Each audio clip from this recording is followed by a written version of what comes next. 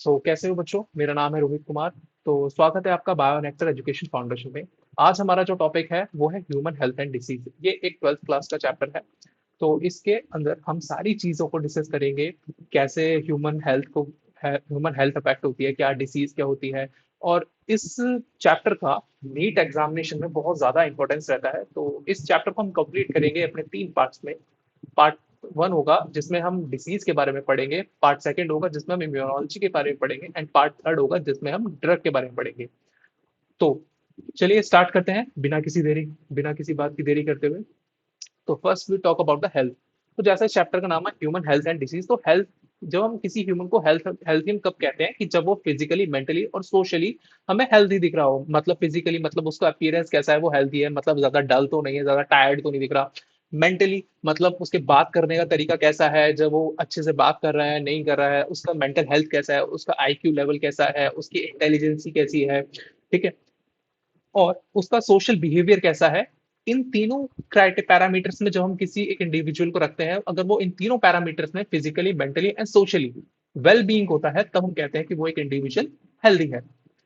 तो नेक्स्ट हम बात करते हैं डिसीज की। तो डिसीज क्या होती है? जब हम किसी इंडिविजुअल को हेल्दी कह रहे होते हैं कि वो इंडिविजुअल हेल्दी है, अगर वो तीनों पैरामीटर्स में फिट होता है तो वो एक हेल्दी है। अगर इन तीनों पैरामीटर में से किसी भी में भी अगर हल्का सा डेविएशन आता है, डेविएशन का मतलब है कि वो अपने पाथ से हट जाता है। फॉर एग्जाम्पल, जैसे कोई हम कहें कि कोई इंडिविजुअल है, तो वो फिजिकली हेल्दी है, मेंटली हेल्दी है, सोशल वेलबींग हेल्दी है।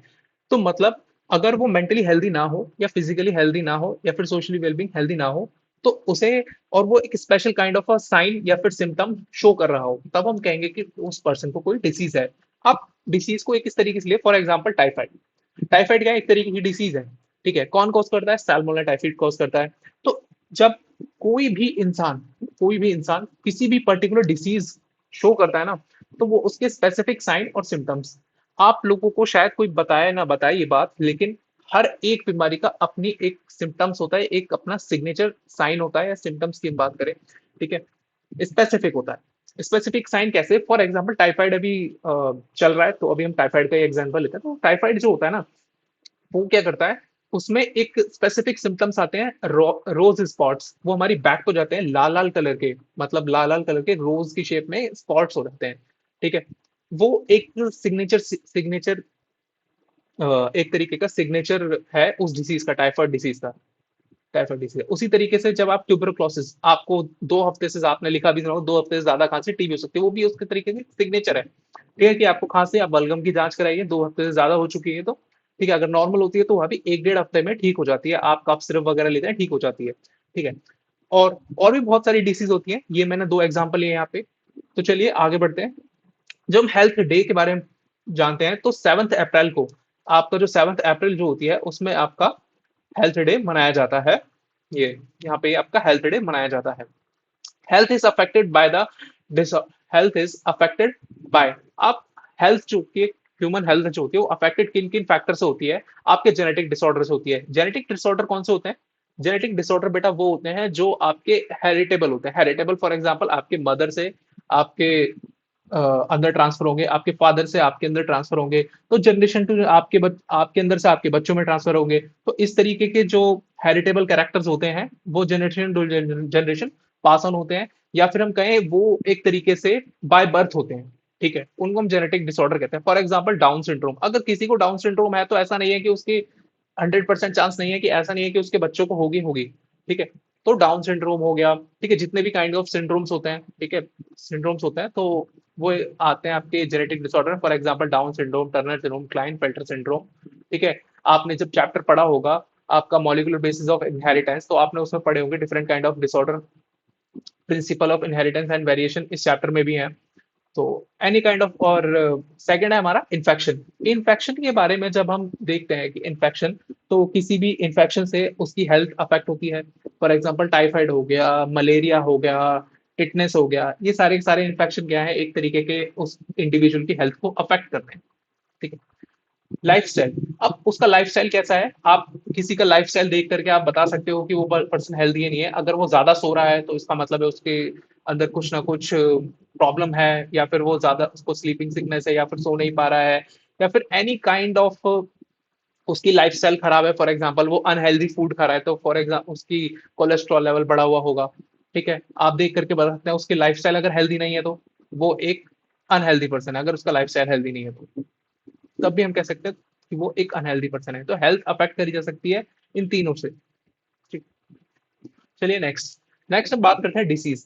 आपकी दो तरीके की डिसीज होती है, एक तो ड्यूरेशन के अकॉर्डिंग, ड्यूरेशन के अकॉर्डिंग एक होती है क्रोनिक डिसीज और एक होती है आपकी एक्यूट डिसीज। क्रोनिक डिसीज की बेटा जब हम बात करते हैं क्रोनिक डिसीज, तो क्रोनिक डिसीज बेटा वो होती है जो लॉन्गर लॉन्गर टाइम के लिए होती है, लॉन्गर टाइम। ठीक है, और जो क्रोनिक डिसीज होती है ये बहुत ही हायर अमाउंट में होती है। मतलब हायर अमाउंट, मतलब फॉर एग्जांपल अगर आप कहते हो किसी को जुकाम खांसी है, ठीक है, जब वो सीवियर कंडीशन हो जाती है तब वो कहते हैं हम उसे सीवियर है, मतलब severe condition, severe condition, severe condition. ठीक है, ये मेडिकल टर्म्स होती हैं, सीवियर कंडीशन है या फिर हम बात करें सीवियर कंडीशन। ठीक है, ये लॉन्गर टाइम के लिए होती हैं। और दूसरे एक्यूट इसके जस्ट अपोजिट होते हैं। एक्यूट जो होती हैं बेटा ये बहुत ही शॉर्ट ड्यूरेशन के लिए होती हैं, शॉर्ट ड्यूरेशन, और ये बहुत ही माइल्ड होती हैं, माइल्ड कंडीशन। ठीक है, और भी हम टर्म्स यूज करते हैं, फॉर एग्जांपल क्रोनिक के लिए हम यूज करते हैं कि इसमें एक तरीके से higher infection, higher infection, infection जो है वो हायर अमाउंट में है, काफी ज्यादा इन्फेक्शन हो गया है। ठीक है, दूसरा या फिर हम इन्फेक्शन कहे डिसीज कहे। नेक्स्ट है हमारा माइल्ड। एक्यूट, एक्यूट में होता है बहुत सी लो, लो अमाउंट ऑफ इन्फेक्शन। ये केवल डिसीज के लिए ही नहीं है, ये सारी चीजों के लिए आप जहां पर भी पढ़े ना, क्रोनिक और एक्यूट, ये कॉमन वर्ड है बायोलॉजी के अंदर। क्रोनिक का मतलब होता है बहुत ही ज्यादा, हायर और बहुत ही सीवियर अमाउंट में। ठीक है, एक्यूट का मतलब है लो, शॉर्ट और माइल्ड अमाउंट में। इसका शॉर्ट ड्यूरेशन होगा, जल्दी ठीक हो जाएगा, वो एक्यूट है, और जिसको ज्यादा होगा वो chronic, chronic disease, acute disease. Okay, तो अकॉर्डिंग टू ड्यूरेशन आपका दो पार्ट्स में डिवाइड किया जाता है डिसीज को, एक होती है क्रोनिक डिसीज, एक होती है एक्यूट डिसीज। ठीक है, अब दूसरी तरफ जब हम बात है तो हम देखते हैं एक है आपका अकॉर्डिंग टू रीजन। रीजन का मतलब क्या है अकॉर्डिंग टू रीजन, कि मतलब वो क्यों हुई है। एक होती है हेरिडिटरी डिसीज, एक होती है acquired disease. Hereditary disease by birth होती है, जैसा मैंने आपको पहले बताया था, ये बाय बर्थ होती है, बाय बर्थ, बाय बर्थ। ठीक है, ये आपका बाय बर्थ होती है। और दूसरी, एक लाइन खींच लेते हैं इनके, दूसरी क्या हेरिटेबल होती है। ठीक है, हेरिडिटरी है तो हेरिटेबल होंगी, और generation to generation pass on भी होती है, generation to generation pass on भी होती है, generation to generation pass on.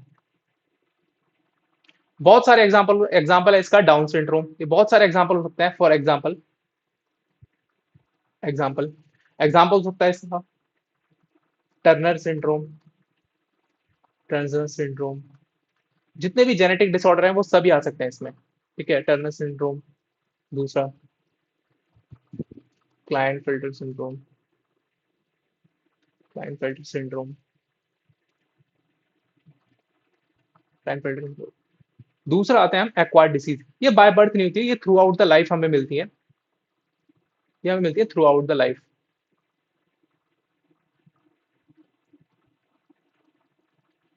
Through out the life,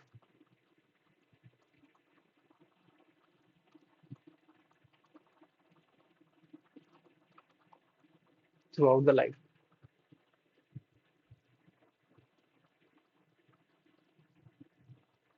acquired disease, इसमें आती है आपकी इन्फेक्शियस डिसीज, और फॉर एग्जांपल इन्फेक्शियस डिसीज और नॉन इन्फेक्शियस, ये कंटेजियस होती हैं। कंटेजियस का मतलब होता है, इन्फेक्शियस डिसीज क्या होती है, contagious,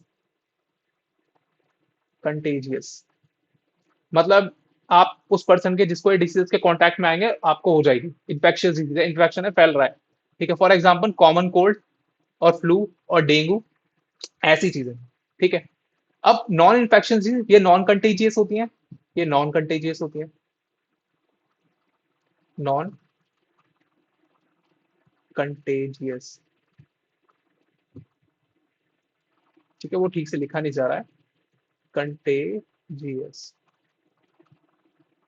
non contagious disease. Okay, तो इसके एग्जांपल है diabetes, heart attack, cancer, etcetera. ठीक है, तो आपको समझ में आया। आप अभी तक हमने क्या पढ़ा? अभी तक हमने पढ़ा कि डिसीज क्या होती है जब कोई इंडिविजुअल मेंटली, फिजिकली और सोशली हेल्दी हो, तो हम उसे कहते हैं it is a healthy person. ठीक है, नेक्स्ट हमने पढ़ा 7 अप्रैल को हम अपना हेल्थ डे मनाते हैं। ठीक है, वर्ल्ड हेल्थ डे होता है वो 7 अप्रैल को होता है। नेक्स्ट उसके बाद पढ़ा कौन कौन से फैक्टर होते हैं, जेनेटिक डिसऑर्डर होते हैं, इन्फेक्शन होता है, और उसका लाइफस्टाइल होता है किसी इंडिविजुअल का जो उसकी हेल्दीनेस को अफेक्ट करता है। फिर हमने पढ़ा डिसीज के बारे में कि डिसीज क्या होती है जब कोई हेल्दी पर्सन अपने पाथ से डेविएट हो जाता है, मतलब it become a non healthy and showing the some kind of a specific sign and symptoms regarding the particular disease, that patient is called suffering from disease, और that condition is known as disease. उसके बाद हमने पढ़ा types of disease. दो तरीके की disease के type होते हैं, एक अकॉर्डिंग टू ड्यूरेशन, अगर वो शॉर्ट पीरियड के लिए है तो हम उसे कहेंगे एक्यूट, अगर वो लार्जर अमाउंट में है तो हम उसे कहेंगे क्रोनिक। ठीक है, ये दोनों क्रोनिक और एक्यूट, ये दोनों ही बायोलॉजिकल टर्म्स हैं बेटा। ये हर जगह यूज होती है, ये केवल डिसीज के रिगार्डिंग नहीं, और भी काफी सारी जगह आप जब बायोलॉजी में और जाएंगे, आगे बढ़ेंगे, आप मास्टर्स करेंगे, आप अपनी हायर स्टडीज करेंगे, तब उसमें आप क्रोनिक और एक्यूट का बहुत जगह यूज करेंगे। आप केमिस्ट्री में भी क्रोनिक सॉल्यूशन और एक्यूट सॉल्यूशन के बारे में पढ़ते होंगे। ठीक है, जिसमें हायर अमाउंट ऑफ सॉल्यूट होता है, जिसमें लोअर अमाउंट ऑफ सॉल्यूट होता है, आप जो हाइपरटोनिक और हाइपोटोनिक भी कहते हैं इसके रिगार्डिंग। दूसरे होता है अपना अकॉर्डिंग टू रीजन, की मतलब एक होता है हेरिटेड डिसीज, जिसे हम जो हेरिडेटरी होती हैं, जो जनरेशन टू जनरेशन ट्रांसफर होते हैं, और ये बाय बर्थ होती हैं। फॉर एग्जाम्पल जैसे like a down syndrome, Turner syndrome, ठीक है, और आपका क्लाइन फेल्टर सिंड्रोम। ठीक है, नेक्स्ट हमने पढ़ा एक्वायर्ड डिसीज के बारे में। ये हमें थ्रू आउट द लाइफ मिलती हैं, through out the life, through out the life. Through out the life का मतलब जन्म लेने के बाद मिलती हैं। इसमें दो तरीके की आती है, एक होती है इन्फेक्शियस डिजीज, दूसरी होती है non infectious disease. Infectious disease कौन सी होती है? जो कंटेजियस होती है, जो छूने से फैलती है, मतलब आप किसी पर्सन के जो जिसे डिफेक्ट है, आप उसके कॉन्टैक्ट में आएंगे तो आपको ये डिसीज हो जाएगी। For example common cold, flu, dengue, etcetera. Non infectious में कौन सी होती है? नॉन इन्फेक्शियस डिसीज में फॉर एग्जाम्पल डायबिटीज, डायबिटीज और हार्ट हार्ट डिसीज। ठीक है, डेंगू में बी नॉट अ कंटेजियस, ये कंटेजियस नहीं है। डेंगू डेंगू कंटेजियस डिसीज नहीं है, लेकिन हाँ, जिस पर्सन को डेंगू है, अगर उसके पास आप बैठे हैं और सेम अगर मच्छर काट लेता है तो आपको भी डेंगू हो सकता है। ठीक है, इसका एक वेक्टर होता है फैलने का, बिकॉज डेंगू जो होता है वो एक वेक्टर के थ्रू होता है। Infectious disease common cold, flu, pneumonia आ सकता है, निमोनिया। ओके, तो नेक्स्ट हम पढ़ते हैं, चलते हैं अपनी नेक्स्ट स्लाइड की तरफ। अब हम कुछ डिसीज के बारे में पढ़ेंगे, बैक्टीरियल डिसीज के बारे में, वायरल डिसीज के बारे में, प्रोटोजोअल डिसीज के बारे में, और मलेरिया के बारे में। अब हम डिसीज को डिस्कस करेंगे जो कि आपका नीट एग्जाम से रिलेटेड काफी इंपॉर्टेंट है। सबसे पहले हम बात है टाइफाइड के बारे में। तो टाइफाइड के बारे में जब हम बात करते हैं, टाइफाइड, टाइफाइड कौन कॉज करता है? Salmonella typhi. ठीक है, साल्मोनेला टाइफी और पैराटाइफी दो होते हैं वैसे तो। साल्मोनेला टाइफी, एक होता है पैराटाइफी, पैराटाइफी। ये दोनों जब कॉमनली मिल जाते हैं तो कॉज करते हैं आपका enteric fever, enteric fever, enteric fever. ठीक है, एंटेरिक फीवर कॉज करते हैं। टाइफाइड, टाइफाइड कौन कॉज करता है? Salmonella typhi. और जब साल्मोनेला टाइफी और पैराटाइफी दोनों ही कॉज करते हैं जो फीवर आता है, तो उसे हम कहते हैं एंटेरिक फीवर। ठीक है, ये फैलता किससे है? कंटेमिनेटेड फूड एंड वाटर से फैलता है। स्मॉल इंटेस्टाइन का ऑर्गन जो होते हैं, small intestine, duodenum, ileum and jejunum, ये इफेक्ट होते हैं। हाई फीवर, इसके कॉमन सिम्टम्स है हाई फीवर, वीकनेस, ठीक है, stomach ache, headache, perforation, death in severe case. इसमें डेथ भी हो जाती है भाई सीवियर केस में। आपने देखा होगा जिसका कहते हैं ना कि बुखार सर पे चढ़ गया है, तो एक तरीके से उसे हेड एक बहुत ज्यादा होता है, और उसके रोज स्पॉट भी हो जाते हैं। ठीक है, इसका एक rose spot is a kind of, rose लिख देता हूँ यहाँ पे, रोज स्पॉट। ठीक है, ये सिम्टम्स मिल जाते हैं। नेक्स्ट है डिप्थीरिया। डिप्थीरिया कौन कौन सा कॉज करता है? आपका कोराइनी बैक्टीरियम डिप्थीरिया। ठीक है, ये कह सकते हैं रेस्पिरेटरी ड्रॉपलेट्स। कैसे? मतलब आप, it is a kind of contagious disease, मतलब आपके पास कोई डिप्थीरिया का पेशेंट बैठा है और वो खांस रहा है और वो उसी हवा में सांस ले रहा है जिसमें आप ले रहे हो, तो चांसेस हैं कि आपको डिप्थीरिया होना ही होना है।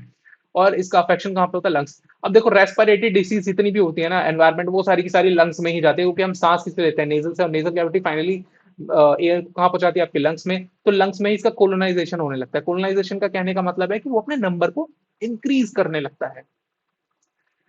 Sore throat, difficulty in breathing. सोर थ्रॉट का मतलब गले में खराश, एकदम गला बैठ जाता है, बहुत ज्यादा खराश आने लगती है। ठीक है, sore throat. Whooping cough, pertussis, pertussis. Bordetella pertussis, ये कौन करता है? Bordetella pertussis. ड्रॉपलेट्स इन्फेक्शन, वही सेम लंग्स, ये भी इनहेलेशन की वजह से। Whooping sound, face red during the coughing and convulsion. Next है आपका टिटनेस, लॉक जॉ। टिटनेस को हम लॉक जॉ क्यों कहते हैं? देखो, टिटनेस जो होता है ये दो तरीके के ना टॉक्सिन सिक्रीट करता है। एक होता है हीमोलाइसिन, एक होता है टिटेनोस्पाज्मिन। जो टॉक्सिन टिटेनोस्पाज्मिन है बेटा, वो जो कॉज करता है वो करता है आपका लॉक जॉ। ठीक है। हीमोलाइसिन क्या करेगा?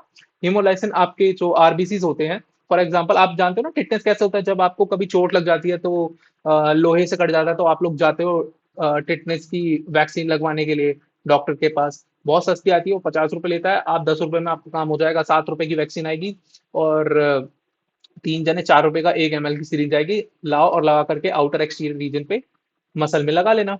ठीक है। अगर कोई हल्की फुल्की भी मेडिकल लाइन जानता है ना, तो वो भी ये टिटनेस वगैरह के शॉट लगा सकता है। तो एक कॉज किससे होता है? कोलिस्ट्रीडियम टिटानी। ठीक है। वुंड इन्फेक्शन, वुंड इन्फेक्शन का मतलब किसी भी तरीके की कोई चोट या घाव से उस पर अगर टिटनेस का बैक्टीरिया आकर के फैल जाए। बेसिकली ये वहां पे ज्यादा होते हैं जहां पर नमी होती है एयर में। Tetanus. Muscle of the body, ठीक है, ये मसल को अफेक्ट करता है मेनली। स्पाज्म, स्पाज्म का मतलब होता है एक तरीके से अकड़न of a muscle of the jaw and face and severe pain, pain भी होता है काफी ज्यादा। इसके बारे में हम फिर कभी डिटेल में डिस्कस करेंगे। टिटनेस के बारे में पूरी कंप्लीट नॉलेज, एकदम कैसे होता है, क्या मैकेनिज्म है, इस सब के बारे में आपको जाना हो तो आप प्लीज कमेंट करिए मेरी वीडियो पे और बढ़ाइए, सब्सक्राइब करिए मेरे चैनल को। बेसिलरी डिसेंट्री मतलब एक तरीके से डिसेंट, बेसिलरी मतलब जो बेसिलस बैक्टीरिया है, शिजिलोसिस मतलब शिगेला। शिगेला डिसेंट्री, शिगेला के काफी सारे वेरिएंट होते हैं। ठीक है। आपका साल्मोनेला था, उसी तरीके से शिगेला एक तरीके का बैक्टीरिया होता है। बेसिलस बैक्टीरिया है बेसिकली। बैक्टीरिया के आपने डिफरेंट डिफरेंट टाइप्स पढ़े होंगे, rod shape, cone shape, कोकई shape, 11th class में आपने पढ़े होंगे।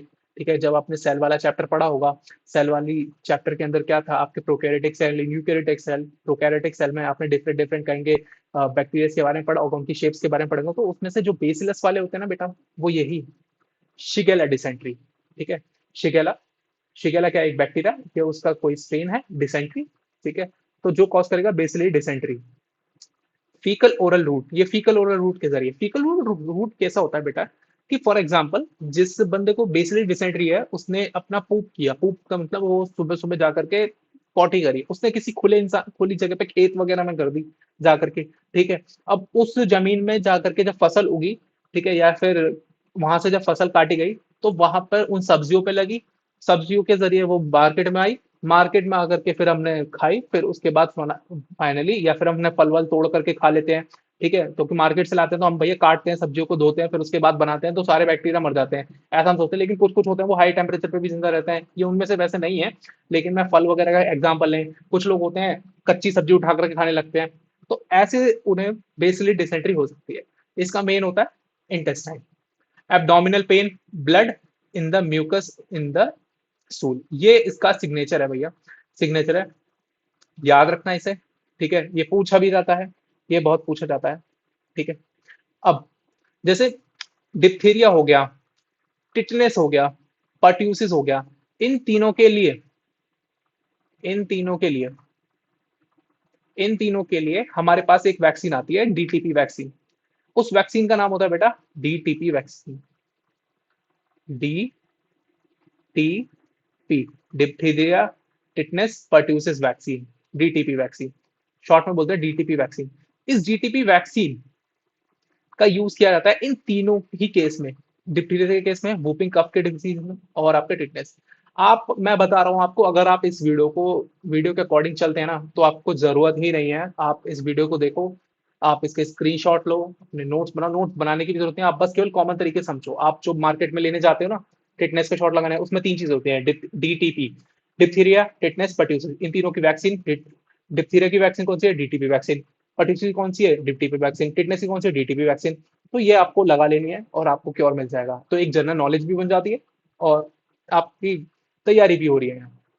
ठीक है, तो टाइफाइड के बारे में हमने पढ़ा। टाइफाइड के लिए हम एक टेस्ट कराते हैं बेटा। टाइफाइड के लिए हम विडाल टेस्ट कराते हैं, विडाल टेस्ट। ठीक है, ये बेटा एक टेस्ट का नाम है। फॉर एग्जाम्पल आप एड्स के बारे में जब आपने पढ़ा होगा कभी आपने 10th क्लास में, तो आपने सुना होगा एलाइजा के बारे में। इसी तरीके से टाइफाइड के केस में हम विडाल टेस्ट कराते हैं। ठीक है, डिप्थीरिया टिटनेस परसिस्टेंस के केस में हम डीटीपी वैक्सीन देते हैं, और इनके हम कॉमन सिम्टम्स हमें दिख जाते हैं। कॉमन सिम्टम्स से ही हम पता लगा लेते हैं कि हमें कौन सी डिसीज है इस वक्त। ठीक है, फॉर एग्जाम्पल लाइक अगर हमें डिफिकल्टी इन ब्रीदिंग और सोर थ्रोट हो रहा है, ज्यादा हो रहा है, ठीक है, और वो हमसे पेशेंट हिस्ट्री वगैरह पूछते हैं डॉक्टर वगैरह, वो हमें बताते हैं कि डीटीपी वैक्सीन आप ले लीजिए और आपको डिप्थीरिया हुआ है, और स्लाइड वगैरह बनाई जाती है आपके कफ की, तो उससे हमें पता लग जाता है कि उसे कौन सी डिसीज है। ठीक है, तो और इस केस में लास्ट वाले में शिगेला के केस में हमें एंटीबायोटिक्स दी जाती हैं। एंटीबायोटिक्स, एंटीबायोटिक्स, एंटीबायोटिक्स, एंटीबायोटिक्स बहुत सारी होती हैं इनके केस में दी जाने वाली। तो चलिए बढ़ते हैं, हमने सारी बैक्टीरियल डिसीज को पढ़ लिया। नेक्स्ट हम बढ़ते हैं, हाँ एक स्टोरी आती है टाइफाइड मैरी करके। ठीक है, इसके बारे में वैसे एक एक बार पूछा गया था टाइफाइड मैरी कौन थी क्या थी। चलो इसके बारे में पढ़ के खत्म करते हैं। ठीक है, मैरी मेलन इनका नाम था, मैरी मेलन, जिन्हें हम शॉर्ट में टाइफाइड मैरी भी कहते हैं। ठीक है, ये इरिश इमिग्रेंट्स कुक थी इन 19s में, न्यूयॉर्क में। तो इन्होंने क्या था, इनको टाइफाइड हुआ, सबसे पहले इन्हीं से डायग्नोस कराया गया था टाइफाइड। तो इन्होंने ना अपना इलाज नहीं कराया, और ये उसी टाइफाइड के जरिए ही वो खाना कुक करती रही। तो इन्होंने बहुत सारे लोगों को बीमार कर दिया। ठीक है, तो टाइफाइड मैरी इनको कहा जाता है, मैरी मैलन को। Unknowingly carried on and spread the typhoid fever to the numerous family. उन्होंने बहुत सारी फैमिलीज को टाइफाइड कर दिया। जब इन्हें पता लगा ना कि जब इन्हें टाइफाइड है, तो इनको कम से कम 3-4 महीने के लिए इन्हें आइसोलेशन, 30 ईयर्स के लिए आइसोलेशन में रखा गया। She was quarantine twice by health authorities. She spent nearly 30 years in isolation, become a synonymous and asymptomatic disease carry. मतलब इन्हें एज सच कोई सिम्टम्स नहीं लगा, एसिम्टोमेटिक थी। क्लियर टाइफाइड मैरी के बारे में। नेक्स्ट है वायरल डिसीज। वायरल मतलब वायरल, जो इन्फ्लुएंजा, हीमोफिलस इन्फ्लुएंजा जो फ्लू को कॉज करता है, ऑर्थोमैक्सो वायरस। ठीक है, सोर थ्रोट करेगा, हेडेक करेगा, sneezing and pain in a body, और ड्रॉपलेट से इन्फेक्शन होगा, और नोज थ्रोट एंड लंग्स तीनों अफेक्ट होंगे इसमें। नोज, थ्रोट एंड लंग्स तीनों अफेक्ट होंगे इन्फ्लुएंजा के केस में, फ्लू के। मिजेलियस वायरस जिसे हम रुबेला वायरस भी कहते हैं, rubella virus, reddish rash appear, इसके symptom reddish rash, rash, droplets infection, और ये थ्रू आउट पूरी बॉडी में जैसे फीवर होता है और स्पॉट आ जाते हैं लाल कलर के। सार्स, फीवर्स एक्टोरेटरी respiratory syndrome, SARS corona virus, इसके बारे में तो आपको सभी को पता ही होगा। अभी हाल ही में आया था सार्स कोविड 19, 2019-2020 में। ठीक है, high fever, chills, sore throat रहेगा, running nose, vomiting, trouble in breathing. ठीक है, लॉस ऑफ स्मेल, मतलब सूंघने की जो स्मेल आने की क्षमता होती है वो लॉस ऑफ स्मेल कहा जाता है। रेस्पिरेटरी ड्रॉपलेट्स, और ये फैलता कैसे है, जब एयर बाय एयर फैलता है, तो ऑब्वियस सी बात है कि हमारे लंग्स को तो अफेक्ट करेगा ही करेगा। ठीक है, नेक्स्ट चिकनगुनिया। चिकनगुनिया का जो वायरस होता है, ये चिकनगुनिया वायरस, ठीक है, joint pain, muscle pain, fever, headache, किसके द्वारा फैलता है, एडीज इजिप्टी। इन सबके ना मोड ऑफ स्प्रेड याद रखने हैं, एडीज इजिप्टी, एनाफ्लीज मॉस्किटो, और ये पूरी बॉडी में ही, मतलब आपके जॉइंट्स पेन करने लगेंगे। बताया जाता है ना कि डेंगू और चिकनगुनिया हो गया, आपको बकरी का दूध पियो, क्या प्लेटलेट्स वगैरह बढ़ती हैं।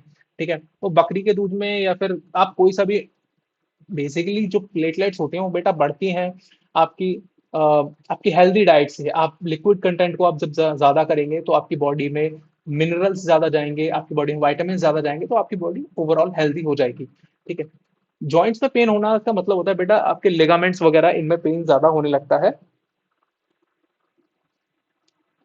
जैसे जो जॉइंट्स होते हैं ये काफी ज्यादा खुलने लगते हैं जब चिकनगुनिया होता है, इसलिए अब कहते हैं कि जॉइंट्स में ज्यादा पेन हो रहा है। ठीक है, नेक्स्ट आता है dengue. Dengue, dengue, flavi ribovirus, fever, weakness, rash, anopheles mosquito, anopheles mosquito, platelets in the blood, ये भी ड्रॉप होने लगते हैं। ठीक है, चिकनगुनिया, इनका याद रखना है, चिकनगुनिया का, डेंगू का, सार्स कोविड 19, ये बारे में आपको पूछा जा सकता है। सार्स कोविड 19, ठीक है। रेस्पिरेटरी ड्रॉपलेट से फैलता है। मेन इफेक्ट कौन है? लंग। नेक्स्ट हम बात करते हैं निमोनिया की। निमोनिया। तो निमोनिया बेटा क्या है? इसका पैथोजन कौन कौन से है? ये स्ट्रेप्टोकोकस निमोनी, ये एक तरीके का बैक्टीरिया है। ठीक है। हीमोफिलस इन्फ्लुएंजा एक तरह का वायरल। कुछ वायरल भी होते हैं जो निमोनिया कॉज करते हैं, और जो कुछ बैक्टीरिया होते हैं वो भी निमोनिया कॉज करते हैं। Alveoli gets filled with the fluid loading with the severe problems in respiration. मतलब एक तरीके से लंग्स में प्रॉब्लम आती है। आपको लंग्स की जब प्रॉब्लम की बात बताई जाना है तो याद रखना, कोई भी डिसीज हो तो उसकी alveoli get filled with the fluid. ठीक है, कौन सा? Pleural fluid. ठीक है, प्लूरल मेम्ब्रेन कंटेन करती है आपकी प्लूरल फ्लूइड को। वो आपका लीक आउट होने लगता है एल्विलाई तक जाकर के, वो अटैच हो जाता है, एक तरीके से इकट्ठा होने लगा, एक्यूमुलेट हो जाता है। ठीक है। चेस्ट पेन, हेड एक, ठीक है, ये सारे सिम्टम्स होते हैं। Lips and fingers nail may be turn grey to bluish in colour. ठीक है। Mode of transmission, mode of transmission है through the droplets of infected person. Clear? तो अभी तक हमने बैक्टीरियल डिसीज के बारे में पढ़ा, हमने वायरल डिसीज के बारे में पढ़ा।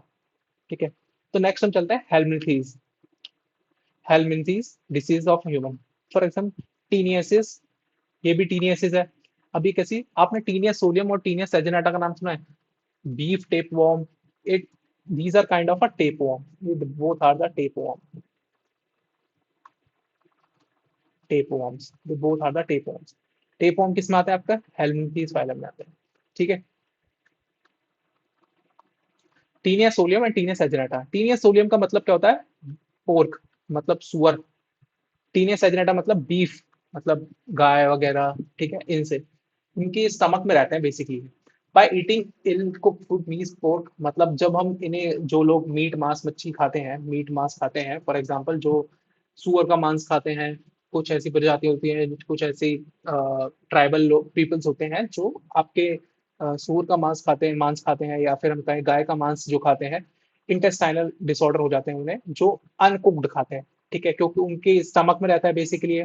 ठीक है। तो जब वो अनकुक खाएंगे तो उनके जरिए भी फैलेगा। ठीक है। तो small intestine of a male, small intestine of a कोग।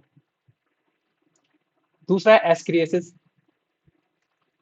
एस्क्रिएसिस lumbricoides, intestine vomiting and diarrhoea. अगर जो भी इंसान या फिर इंडिविजुअल अनकुक्ड खाना खाता है, आप ये सब, इन सब चीजों को देखो, ये ना बेसिकली जब फैलते हैं तो ये सभी के सभी फूड के जरिए, फीकल और रूट ट्रांसमिशन के थ्रू फैलते हैं। मतलब जो अनकुक्ड फूड होता है उसे खाएंगे ना, तो आपको ये सारे के सारे हेलमिंथीज डिसीज होंगे। ठीक है। इंटेस्टाइन, पेट से रिलेटेड जितनी बीमारी होंगी वो अनकुक्ड फूड के जरिए ही होंगी, याद रखना। ठीक है, पेट से रिलेटेड जितनी भी, क्योंकि आप खाना खाते हो, और लंग्स की जितनी होगी वो सारी आपके ड्रॉपलेट्स के एयर के थ्रू होंगी। ठीक है। नेक्स्ट आपका एलिफेंटियासिस, एक फाइलेरियल है, फाइलेरियल डिसीज है। वुडजिनेरिया बैंक्रप्टी एंड वुडजिनेरिया मलाई। क्यूलेक्स मॉस्किटो, ये किससे फैलता है? Culex mosquito. Swelling of a legs and genital organ, lower limb and the genital organ. Lower limb, for example आपका एक पैर, आपने एलिफेंटियासिस की फिगर देखी आपने आपकी एनसीईआरटी बुक्स में है। आपका एक पैर ना, मतलब जिसको भी होता है तो उसका एक पैर जो होता है वो काफी ज्यादा हैवी हो जाता है। हैवी का कहने का मतलब धीरे धीरे करके उसका साइज इंक्रीज होने लगता है। It's kind of elephant limb. ठीक है। Genital organ also contain the germ some genital organ also. Next is some protozoal disease. Amoebiasis, amoeba के and amoeba histolytic, amoeba cause करता है। कंटामिनेटेड फूड एंड वाटर, वही same. Abdominal pain, cramp, mucus, constipation, diarrhea, and large intestine affected। Giardiasis caused by, giardiasis caused by Giardia intestinalis or a Giardia lamblia।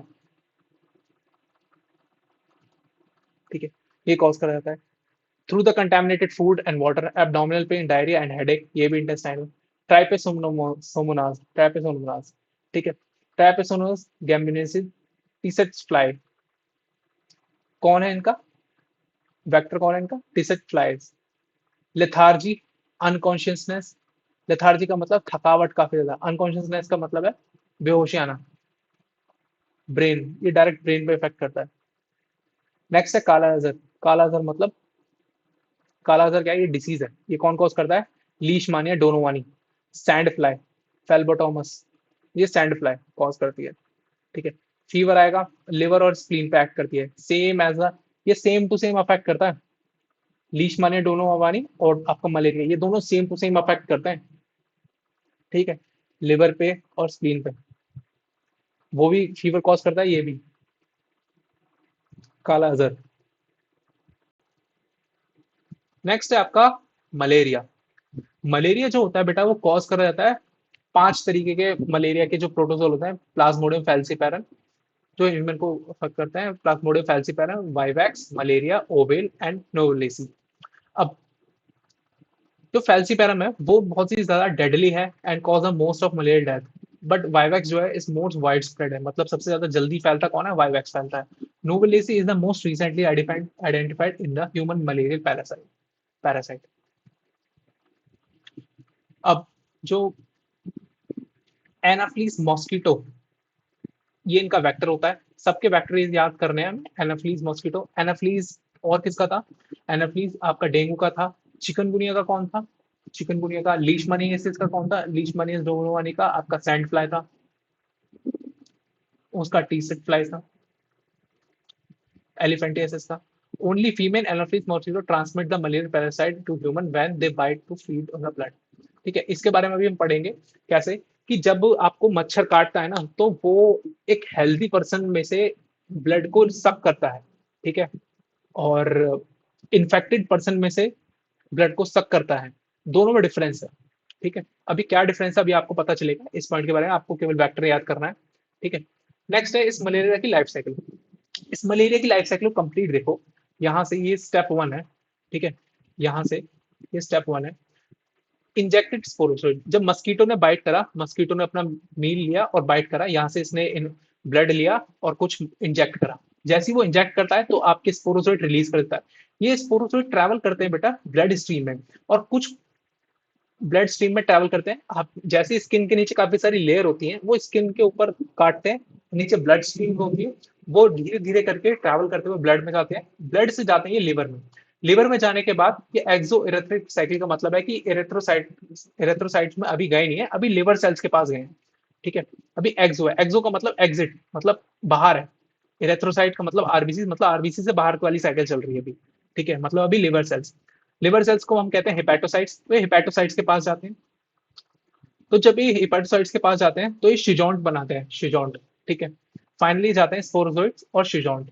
शिजोंट का मतलब क्या होता है? शिजोंट, शिजोंट का मतलब होता है एक तरीके से बेटा ग्रुप, ग्रुप ऑफ ग्रुप, बहुत सारा अपने नंबर को इंक्रीज कर लेते हैं लिवर हेपेटोसाइट्स में जाके, और फाइनली मेरोजोइट्स रिलीज करते हैं। मेरोजोइट्स शिजोंट बनाते हैं। शिजोंट बनाने के बाद मेरोजोइट रिलीज करते हैं। स्पोरोसोइट गए सबसे पहले ब्लड स्ट्रीम में, ब्लड स्ट्रीम से गए लिवर में, लिवर में जाकर के उन्होंने अपने शिजोंट क्रिएट किए। शिजोंट के बाद फाइनली हेपेटोसाइट्स में से वो बस्ट होकर के निकले बाहर। हेपेटोसाइट्स में हेपेटिक सेल्स मतलब लिवर सेल्स, वहां से बाहर निकले in the form of merozoites. Merozoites के बाद फाइनली वो आरबीसी को इन्फेक्ट करते हैं। आरबीसी में जाने के बाद वो अपने फिर से शिजोंट बनाते हैं। शिजोंट, शिजोंट, शिजोंट। ठीक है। ये कौन से शिजोंट होते हैं? ये हेपेटिक शिजोंट है। Hepatic schizont, hepatic schizont. ठीक है। ये कौन से? ये इरेथ्रोसाइटिक शिजोंट है, शिजोंट। फाइनली ये एक रिंग शेप का स्ट्रक्चर बनाते हैं। इस स्ट्रक्चर को कहा जाता है ट्रोफोजोइट, ट्रोफोजोइट, ट्रोफोजोइट। ठीक है। अब कौन सी साइकिल चल रही है? Intra erythrocytic cycle. जैसे ही मेरोजोइट्स ने इंपैक्ट करा, वो अंदर गए, फाइनली उन्होंने अपना नंबर इंक्रीज करा। नंबर इंक्रीज करने के बाद उन्होंने ट्रोफोजोइट्स बनाए। ट्रोफोजोइट्स जो होते हैं वो रिंग शेप के होते हैं। ये ट्रोफोजोइट्स होते हैं, कुछ चले जाते हैं आपके वापस से मेरोजोइट्स में, और कुछ जो होते हैं वो फाइनली अपना नंबर इंक्रीज करते हैं और आपके कुछ गैमेट्स की तरफ बनाते हैं। तो आपको जब भी पूछा जाए तो मेल एंड फीमेल गैमेट्स किससे मिलकर के बनाते हैं, तो वो ट्रोफोजोइट से मिलकर के बनते हैं। और ये शिजोंट स्टेज के बाद होते हैं। ठीक है, शिजोंट स्टेज आती है और finally male and female gametes gametogenesis में चल जाते हैं। यही आपके ट्रोफोजोइट्स जो रिंग शेप के होते हैं, और बाहर निकलते हैं मेल और फीमेल गैमेट्स में। ठीक है, कुछ मेल होंगे और इसमें कुछ फीमेल्स होंगे। Female gamete. और फाइनली जब ब्लड सक करता है मस्कीटो, तो ब्लड के साथ साथ मेल और फीमेल गैमेटोसाइट्स को लेता है। और फाइनली उसके गट में foregut, midgut, different different kind of region होते हैं। तो फाइनली वो फीमेल गैमेट्स को लेते हैं और मेल गैमेट, इनका फर्टिलाइजेशन स्टार्ट होता है और ये ओकिनाइट्स में कन्वर्ट होते हैं। ओकिनाइट से फाइनली ओसाइट्स में कन्वर्जन होता है और फाइनली ओसाइट से ओसाइट रप्चर्ड होता है और स्पोरोजोइट रिलीज होते हैं। रिलीज होने के बाद वापस से इसकी सलाइवरी ग्लैंड में स्टोर हो जाते हैं। मस्कीटो की मस्कीटो की सलाइवरी ग्लैंड में, सलाइवरी ग्लैंड में स्टोर हो जाते हैं। ठीक है। अब ये ल्यूमन की लाइनिंग जो होती है ना, गट की लाइनिंग, वहां पर इनका डेवलपमेंट होता है फ्रॉम ओकिनेट्स। ये होता है आपका गट में। मैं आपको लिख करके बता देता हूँ। गट में, gut of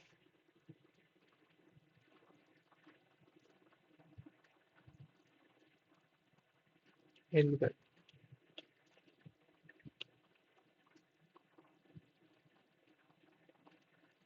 lining, intestinal lining, intestinal lining of gut of in gut of mosquito. ठीक है, वहां पे इसका जन्म होता है और ये अपने आप को मेच्योर्ड करते हैं। ओसाइट्स में कन्वर्ट होता है, फाइनली ओसाइट रप्चर्ड होता है और सिलाइवरी ग्लैंड में जाकर के वो स्टोर हो जाता है और वापस से वो किसी और को इन्फेक्ट करता है। ठीक है, तो इस तरीके से ये पूरी की पूरी साइकिल चलती रहती है। सबसे पहले मस्कीटो इन्फेक्ट करेगा ह्यूमन को, वो अपने स्पोरोजोइट्स रिलीज करेगा, वो स्पोरोजोइट्स जाएंगे और फाइनली अपने लिवर्स तक पहुंचेंगे। लिवर्स में जाने के बाद वो अपने हेपेटिक शिजोंट बनाते हैं। शिजोंट का मतलब होता है it is a group of cells. ठीक है, basically it's a group of cells, और हम कहें ग्रुप ऑफ मेरोजोइट्स। और फाइनली अपना नंबर इंक्रीज करेगा तो हेपेटिक शिजोंट। शिजोंट एक स्टेज है, कोई नाम नहीं है किसी चीज का, एक स्टेज का नाम दे दिया है, शिजोंट स्टेज है। ठीक है, जिसमें नंबर इंक्रीज हो रहा है। ठीक है, उसके बाद वो मेरोजोइट बनाते हैं, रिलीज होते हैं। वो मेरोजोइट जाकर के आरबीसी को इफेक्ट करते हैं और अब लाइफ साइकिल जो चलेगी वो आरबीसी के अंदर चलती है। लाइफ साइकिल के मेरोजोइट जाते हैं और वो अपने नंबर को इंक्रीज करते हैं और एक रिंग शेप का स्ट्रक्चर क्रिएट करते हैं। उस रिंग शेप के स्ट्रक्चर को हम ट्रोफोजेट करते हैं।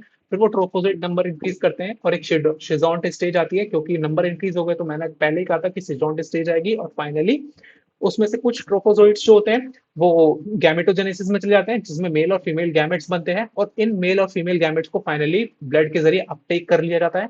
अपटेक करने के बाद डेवलपमेंट स्टार्ट होता है, फर्टिलाइजेशन होता है, ओकिनाइट्स बनते हैं, ओसाइट्स बनते हैं और फाइनली ओसाइट रप्चर्ड होता है। इस ओसाइट्स का डेवलपमेंट फर्टिलाइजेशन के बाद ओकिनाइट्स, ओसाइट्स और ओसाइट का रप्चरेशन, ये अप टू होता है intestinal lining of gut of hindgut of mosquito. मतलब मस्कीटो का जो हिंडगट होता है उसके इंटेस्टाइनल लाइनिंग में ये एक तरीके से अडहेर हो जाते हैं, एडहेसिव की तरह चिपक जाते हैं, लाइनिंग में स्टिक हो जाते हैं। तो वहां पर इनका मैचुरेशन होता है और फाइनली ओसाइट्स रप्चर्ड होते हैं और सारे के सारे स्पोरोजोइट्स रिलीज हो जाते हैं और सलाइवरी ग्लैंड में मस्कीटो की स्टोर हो जाते हैं और वापस से इसी तरीके से साइकिल चलती रहती है। आपने देखा इसमें दो तरीके की साइकिल थी, एक तो थी आपकी स्पोरोगोनी साइकिल और दूसरी आती है आपकी शिगोनी साइकिल। शिगोनी साइकिल का मतलब शिजोंट जिसमें बने। शिजोंट कहाँ पे बनते हैं, इसमें बहुत सारे क्वेश्चन पूछे जाते हैं। ठीक है, पहले जब हम क्वेश्चन की बात करें, मलेरिया लाइफ साइकिल के क्वेश्चन की बात करें, मलेरिया मलेरियल लाइफ साइकिल। ठीक है, शिजोंट स्टेज कहाँ बनती है, शिजोंट स्टेज, ठीक है, कहाँ बनती है, पहली आपकी लिवर में बनती है या फिर कहें हम हेपेटिक सेल्स में। ठीक, दूसरी आपकी बनती है बेटा आरबीसी में। आरबीसी जिसमें क्या है, इरेथ्रोसाइटिक, इरेथ्रोसाइटिक शिजोन। ठीक है, दूसरा जो इसमें पूछा जाता है बेटा क्वेश्चन, कि इसमें सेक्सुअल मोड ऑफ रिप्रोडक्शन कहाँ हुआ, sexual mode of reproduction, reproduction ये होता है बेटा मॉस्किटो गट में, मॉस्किटो गट, मॉस्किटो गट। दूसरा तीसरा क्वेश्चन जो पूछा जाता है, आरबीसी जब रप्चर्ड होती है, आरबीसी रप्चर्ड होने के बाद क्या क्रिएट करती है? एक हीमोजोइन। हीमोजोइन, हीमोजोइन एक क्या है? सब्सटेंस है। हीमोजोइन क्या है? एक सब्सटेंस है। Substance, hemozoin is a substance. ठीक है, जो आपका pain, fever, redness, inflammation, inflammation cause करता है। ठीक है, ये हीमोजोइन, आरबीसी रप्चर्ड होगी और हीमोजोइन जब भी आरबीसी रप्चर्ड होती है। गैमेट फॉर्मेशन,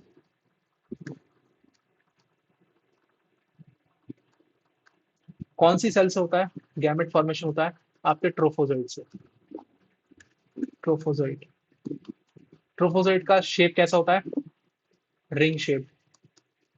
कैसे होते हैं? रिंग शेप, रिंग शेप के। और गैमेट फॉर्मेशन कहाँ होता, कहाँ है? अकर इन आरबीसी। Gamete formation. ठीक है, पांचवा question, sporogony stage. Sporogony stage कहाँ होती है? मस्कीटो के अंदर। Mosquito, mosquito. ठीक है, ये सारे के सारे इंपॉर्टेंट क्वेश्चन है बेटा, इन सभी को याद रखना। ठीक है, मलेरिया लाइफ साइकिल के रिगार्डिंग ये सारे के सारे पॉइंट्स को याद करना है। इनसे ज्यादा कोई और क्वेश्चन पूछा नहीं जाता है कि शिजोंट का होता है, ट्रोफोजोइट का होता है। ट्रोफोजोइट कैसा दिखता है? वो एक रिंग शेप का होता है। ठीक है, जब आरबीसी रप्चर्ड होती है तो हीमोजोइन रिलीज होता है। ठीक है, आरबीसी को रप्चर्ड कौन करता है? जब नंबर इंक्रीज हो जाता है मेरोजोइट्स का। फाइनली आरबीसी रप्चर्ड होती है, गैमेट्स का फॉर्मेशन होता है, गैमेट वापस से सक कर लिए जाते हैं। ठीक है, यही सारी चीजें। तो यहीं पे हम आज का अपना टॉपिक खत्म करते हैं। हम इसे 3 पार्ट्स में करेंगे। हमने अपना डिसीज वाला चैप्टर, डिसीज वाला पार्ट जो है वो कंप्लीट कर लिया है। तो सबसे पहले हम एक बार इसका क्विक रिवीजन ले लेते हैं। क्विक रिवीजन ले लेते हैं फटाफट से। ठीक है, तो हमने हेल्थ के बारे में पढ़ा कि सबसे पहले जो हेल्थ होती है, कोई भी इंडिविजुअल को हम हेल्थी कह सकते हैं। तो हम कैसे कह सकते हैं? क्योंकि जब वो फिजिकली, मेंटली और सोशली बिहेवियर में हेल्दी हो। ठीक है, अब जब वो कोई इंडिविजुअल अपनी तीनों चीजों से डेविएट हो जाता है और special kind of a sign of a symptoms वो शो करने लगता है, तो उसे हम एक तरीके से डिसीज कहते हैं। तो patient is suffering from a disease और individual is suffering from a disease. 7 अप्रैल को हम हेल्थ डे मनाते हैं। ठीक है, डिफरेंट काइंड ऑफ फैक्टर्स जो होते हैं वो फैक्टर होते हैं जेनेटिक डिसऑर्डर, इन्फेक्शन और लाइफस्टाइल। नेक्स्ट हमने पढ़ा कि डिसीज के कितने टाइप्स होते हैं। हमने दो तरीके के टाइप्स पढ़े अकॉर्डिंग टू ड्यूरेशन। एक क्रोनिक डिसीज होती है, एक एक्यूट डिसीज होती है। दूसरा होता है अकॉर्डिंग टू रीजन। इसमें हेरिडिटरी डिसीज और एक्वायर्ड डिसीज आती है। हेरिडिटरी डिसीज जो by birth generation to generation pass on होती है। एक्वायर्ड डिसीज जो होती है जो इन्फेक्शियस और नॉन इन्फेक्शन डिसीज को कंटेन करती है। इन्फेक्शियस डिसीज जो कंटेजियस होती है, नॉन इन्फेक्शन डिसीज जो कंटेजियस नहीं होती है। Infectious disease like a common cold and flu, जैसे जुकाम। ठीक है, नॉन इन्फेक्शियस डिसीज बेटा कौन सी होती है? जो आपकी जैसे डायबिटीज, हार्ट, जो आपको छूने से नहीं फैलती हैं। फॉर एग्जाम्पल कैंसर, एड्स, ये आपको छूने से नहीं फैलते हैं। ठीक है, सीवियर कौन सी होती है? जो क्रोनिक डिजीज होती है। क्रोनिक का मतलब ही होता है बहुत ही हायर अमाउंट में। जब हम किसी चीज, किसी वर्ड के लिए क्रोनिक टर्म लेते हैं तो इसका मतलब होता है हमने काफी वो जो है चीज वो काफी ज्यादा अमाउंट में है, हायर अमाउंट में, higher amount of load of viral load. ठीक है, chronic infections, acute infections, chronic diarrhoea, acute diarrhoea, इसी तरीके के terms. Acute diarrhoea it's kind of a short diarrhoea और अ माइल्ड कंडीशन है डायरिया की। ठीक है, जिसमें आप नॉर्मल एंटीबायोटिक्स लेंगे और आप ठीक हो जाएंगे। ठीक है, डिसीज के बारे में पढ़ा। नेक्स्ट हमने बैक्टीरियल डिसीज के बारे में पढ़ा। टाइफाइड डिसीज, इसके लिए हम विडाल टेस्ट करते हैं। और टाइफाइड को कौन कॉज करता है? आपका साल्मोनेला टाइफी कॉज करता है। और कंटेमिनेटेड फूड एंड वाटर से फैलता है स्मॉल इंटेस्टाइन से। इसमें रोज स्पॉट इसका एक सिग्नेचर, रोज स्पॉट इसका एक सिग्नेचर साइन है, सिम्टम्स है, जो आपके बैक पे रोज स्पॉट पड़ जाते हैं। ठीक है, इसके लिए हम विडाल टेस्ट करते हैं। साल्मोनेला पैराटाइफी और टाइफी ये दोनों मिलकर के एंटेरिक फीवर कॉज करते हैं। Enteric fever it's kind of enteric fever, basically it is elevated in the night time mode. Next है डिप्थीरिया, पर्ट्यूसिस एंड टेटनस। इन इन तीनों के लिए हम डीटीपी वैक्सीन का यूज करते हैं। Diphtheria cause by the corynebacterium diphtheria, pertussis cause by Bordetella pertussis, tetanus is cause by clostridium titanium. ठीक है, नेक्स्ट ये लंग्स में होता है, डिप्थीरिया एंड पर्टूसिस। नेक्स्ट जो होता है ये हमारा मसल में होता है, ठीक है, basically wound infection. Next basically dysentery और शिगेला, ये कॉज बाय शिगेला डिसेंट्री, और इसके लिए हम एंटीबायोटिक्स वगैरह देते हैं और इंटेस्टाइन में मेनली अफेक्ट होता है। टाइफाइड मैरी के बारे में मैंने बता ही दिया है आपको, मैरी मैलन के बारे में। नेक्स्ट है वायरल डिजीज क्या है, इन्फ्लुएंजा, हीमोफिलस इन्फ्लुएंजा कॉज करता है इन्फ्लुएंजा डिजीज।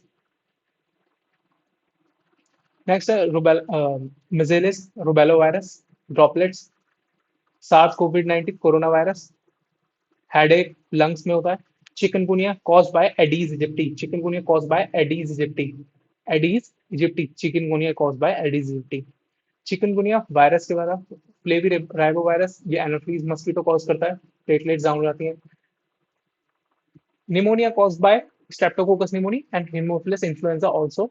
इसमें क्या होता है कि pleural food which is filled in the alveoli sac and cause the lungs pain, lips and finger may be turn gray or a bluish. Mode of transmission through droplets of infected person. Next आपका helminthes diseases, ठीक है, taeniasis और taenia taenia solium and taenia saginata. Solium का मतलब pork, ठीक है, आप इस तरह ओ जिसमें आ रहा है तो टीनिया सोलियम, सैजिनाटा मतलब दूसरा होगा वो बीफ टेप होगा, ठीक है। ईटिंग बाय अनकुक्ड मतलब by eating ill cooked meat means pork, मतलब जो मीट होता है अब वो अनकुक्ड है और आपने कच्चा ही खा लिया, ठीक है। अगर आप कुक्ड खाते हैं तब भी आपको हो सकता है अगर वो ठीक से पका हुआ ना हो, ठीक है। Small intestinal disorder, ascaris lumbricoides, ascaris cause करेगा lumbricoides. Elephantiasis is a filaria like culex mosquito, ठीक है। ओरिजिनेरिया बैंक्रोफी एंड बुर्जिया मलाई। नेक्स्ट है अमीबा, अमीबियासिस कौन करता है, एंटामीबा स्क्लेरोटिका। जियार्डियासिस कौन कॉज करता है, जियार्डिया लैम्ब्लिया और जियार्डिया इंटेस्टाइनल। ट्रैपेनोसोमस, ट्रैपेनोसोमस गैम्बिनेसी। काला अजहर, लीशमानिया, डोनोवानी। नेक्स्ट है Plasmodium falciparum, malaria is caused by plasmodium falciparum, vivax, malaria, ovale and novalacy. Anopheles mosquito is a vector. Only female Anopheles mosquito transmit the malarial parasite to a human when they bite to feed on a blood. मतलब वो किसी भी person को जो female Anopheles मच्छर काटती है तो वहां से वो ब्लड सक करती है और अपने स्पोरोजोइड को इंजेक्ट कर देती है। The mosquito first become infected by the feeding to an infected person and then transmit the parasite is to next person its bite। मतलब कि पहले वो इन्फेक्टेड पर्सन को काटेगी, फिर जब दूसरे हेल्दी पर्सन पे जाएगी तो वो फाइनली उसे इन्फेक्ट करेगी। अगर वो किसी हेल्दी पर्सन को काटती है तो क्या उसे मलेरिया होगा, नहीं होगा, ठीक है। इसके बाद आपको एक क्वेश्चन दिया जाएगा, ठीक है, आप सोच करके बताना और थोड़ा दिमाग लगाना, हो जाएगा, ठीक है। Plasmodium falciparum is the most deadliest and the vivax are the most widespread and novalacy is the most recent, ठीक है। मलेरिया लाइफ साइकिल को अभी मैंने बता ही दिया था कि सबसे पहले जो स्पोरोजोइड्स रिलीज होते हैं फिर वो लिवर तक पहुंचते हैं, फिर वो हिपैटिक सिजॉन्ट बनाते हैं, फिर वो मेरोजोइड्स के जरिए मेरोजोइड की फॉर्म में रिलीज होते हैं, फिर वो इन्फेक्टेड आरबीसीज को, फिर उसके बाद एक रिंग स्टेज आती है, फिर वो शिजॉन्ट स्टेज आते हैं, शिजॉन्ट में फाइनली जो मेरोजोइड्स होते हैं फिर रिलीज होते हैं और गैमेटोजेनेसिस होता है और गैमेट प्रोड्यूस होते हैं, फिर उसके बाद फर्टिलाइजेशन होता है, फर्टिलाइजेशन फाइनली मस्कीटो गट में होता है, फिर उसके बाद ookinete formation, oocyte formation, oocytes rupture हो जाता है और आपके स्पोरोजोइट्स रिलीज होते हैं और मस्कीटो के स्लाइवली ग्लैंड्स में अगेन स्टोर हो जाते हैं। क्लियर? तो यहाँ पे सारी चीजें क्लियर हो चुकी हैं, मैंने सारा क्लियर कर दिया लाइफ साइकिल के बारे में। शिजॉन्ट स्टेज कौन सी होती है, sexual sexual made of reproduction कहाँ पे होता है, मस्कीटो गट में होता है, ठीक है। आरबीसी रप्चर्ड होते हैं। गैमेट फॉर्मेशन कहाँ होता है, ट्रोफोजोइड अकर इन आरबीसी, ठीक है। ये सारी चीजें आपको याद रखनी है, इंपॉर्टेंट पॉइंट्स है मलेरिया लाइफ साइकिल के बारे में। तो एक जो क्वेश्चन है जो आपको मैं बताना चाह रहा हूँ, पूछना चाहता हूँ आप लोगों से, आप जरा बताना। जो एड्स होता है, ठीक है, एचआईवी, देखो जैसे जो ब्लड होता है, मस्कीटो क्या होता है, एक तरीके से ब्लड का ट्रांसफ्यूजन ही कर रहा है। ट्रांसफ्यूजन का मतलब होता है कि एक पर्सन से ले रहा है ब्लड, दूसरे पर्सन में डाल रहा है, अनहेल्दी पर्सन से ले रहा है और हेल्दी पर्सन में डाल रहा है, तो ये क्या कर रहा है, ब्लड का ट्रांसफर कर रहा है, ट्रांसफ्यूजन कर रहा है ब्लड का, कि मतलब एक पेशेंट का ब्लड दूसरे पेशेंट के ब्लड में डाल रहा है, ठीक है, कर रहा है। अब अगर उसको एड्स वायरस है, मतलब for example suffering from H I V virus, तो जब उसने एक हेल्दी पर्सन से लिया और दूसरे हेल्दी पर्सन में डाला, तो क्या इसे भी एड्स होगा, इसे एचआईवी है तो क्या इसे भी होगा, ठीक है। चलिए, आज के लिए बस इतना। ये आपके लिए क्वेश्चन है, थोड़ा सोचिएगा और बताइएगा कि क्या उसे एचआईवी होगा या नहीं होगा। तो उसे एचआईवी, चलो मैं बता देता हूँ, उसे एचआईवी नहीं होगा। ठीक है, अब क्यों नहीं होगा, इसका रीजन बताना आप लोग कमेंट्स में। तो चलिए, नमस्कार, मिलते हैं नेक्स्ट वीडियो में, नेक्स्ट पार्ट में।